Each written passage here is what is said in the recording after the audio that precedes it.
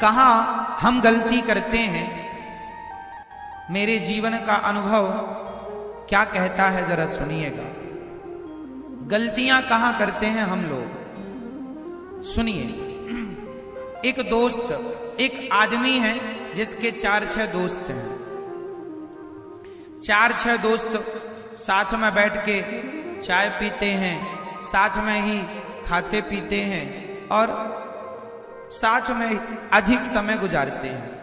तभी क्या हुआ, उन 4 दोस्तों में जो एक दोस्त था वो सोचा कि अपने दोस्तों के साथ में व्यर्थ में समय गुजारता हूं, कभी यहां घूम रहा हूं, कभी यहां चाय पी रहा हूं, कभी यहां, तो समय व्यर्थ जा रहा है। तो एक दोस्त ने सोचा क्यों ना मैं अपना खुद का बिजनेस शुरू कर दूं,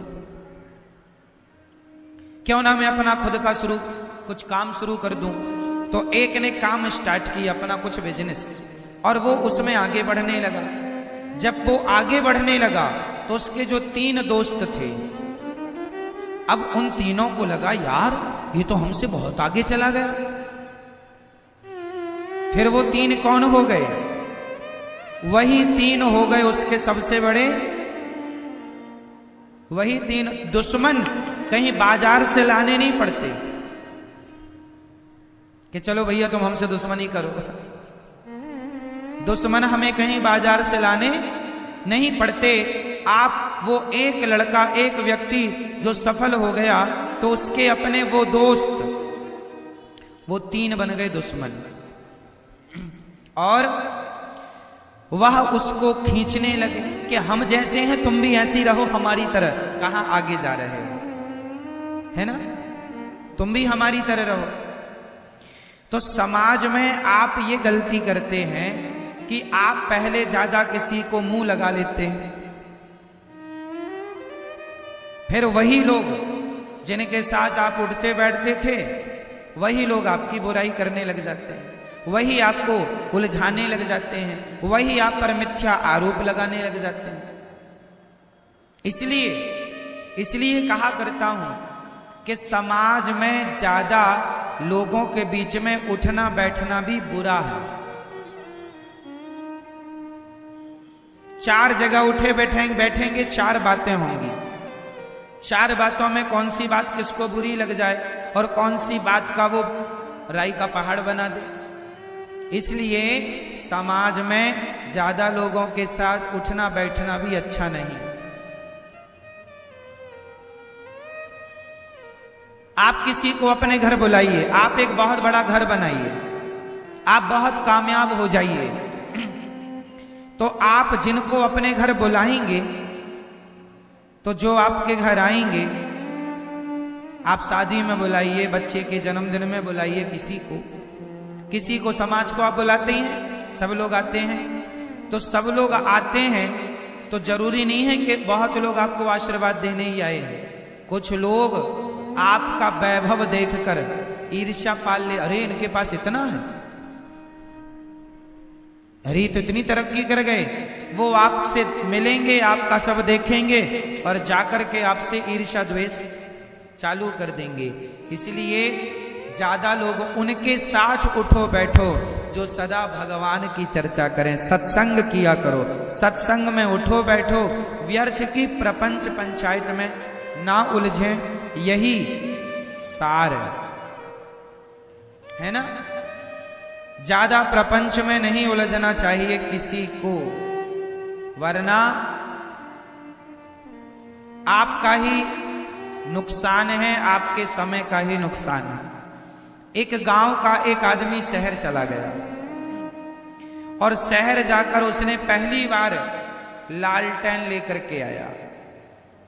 क्या लाया, जब लालटेन शुरू चला था तो लालटेन का भी एक क्रेज था।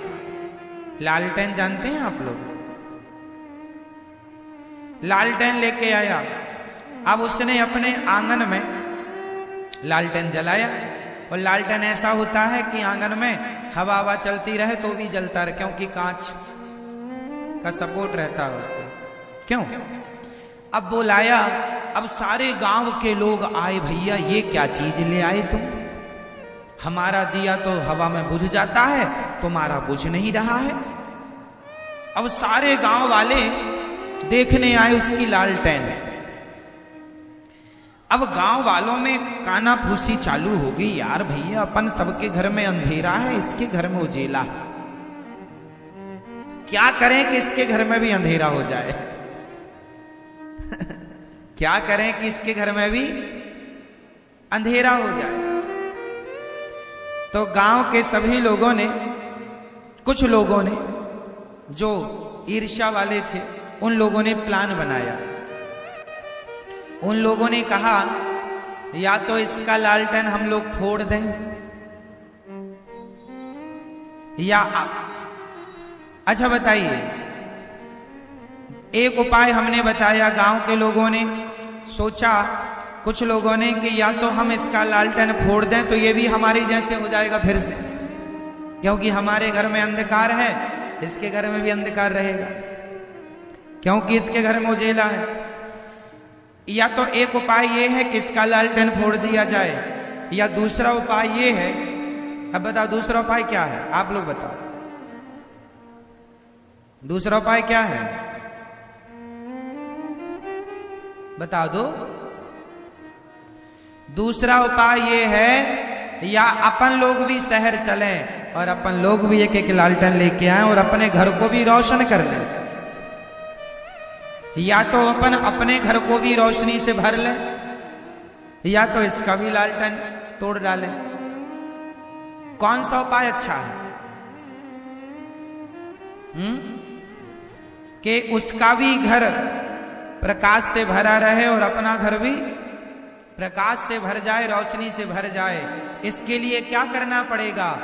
उसकी तरह उसकी टांग पकड़ के खींचने समाधान नहीं है, उसका लालटेन तोड़ देना समाधान नहीं है। आप अपने आप को भी इतना कामयाब बना लो कि आपके घर भी एक लालटेन आए और आपका भी घर प्रकाश से भर जाए। तो जीवन में ये सबक हमें लेना सीखना चाहिए कि हम दूसरों को देखकर जलना बंद करें और अपने को भी उसकी तरह कामयाब बनाएं। अपने को भी हम उसकी तरह कामयाब बनाएं, ना कि उसका पांव पकड़ के खींचे। तो ये सिद्धांत जीवन में आप सब लोगों के काम आएंगे, आपके बच्चों के काम आएंगे। पूतना मौसी जैसे लोग भी समाज में रहते हैं, जो जहर लेकर के चली गईं और भगवान को जहर पिलाना चाह रही हैं, पर भगवान ने पूतना को देखते ही अपनी आंखों को बंद कर लिया है। पूतना मौसी ने अपनी आंखें, बोलो मेरी मां, अपनी आंखें बंद कर ली। पूतना ने अपनी आंखें मूंद ली। अब भगवान कृष्ण ने अपनी आंखें मूंद ली पूतना को देखकर। आशय क्या हुआ? आपके लिए एक मैसेज है, ये मैसेज भगवान से मिल रहा है।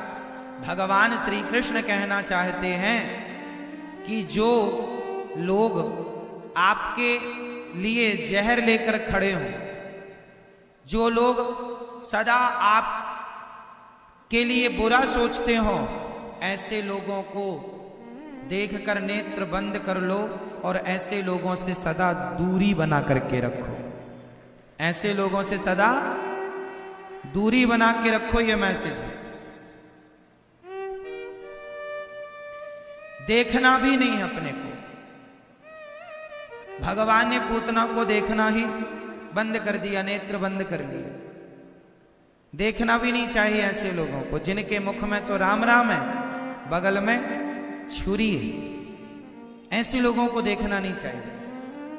आप लोग भी अच्छे लोगों से दोस्ती करना सीखिए, ऐसे लोगों से बचिए।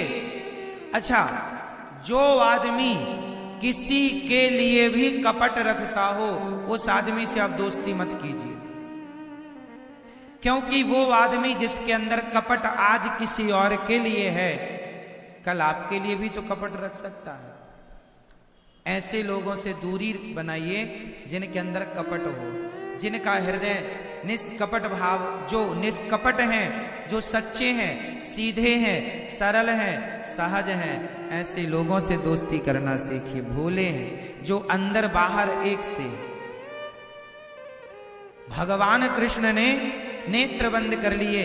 हम देखना भी ठीक नहीं समझते, क्योंकि पूतना का तन सुंदर है, मन सुंदर नहीं।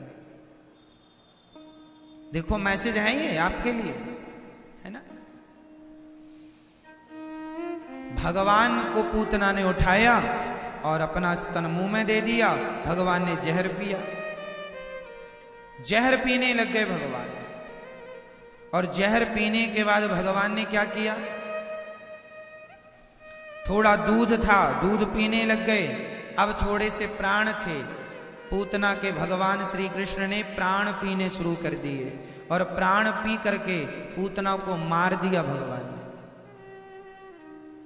इससे क्या मैसेज मिला?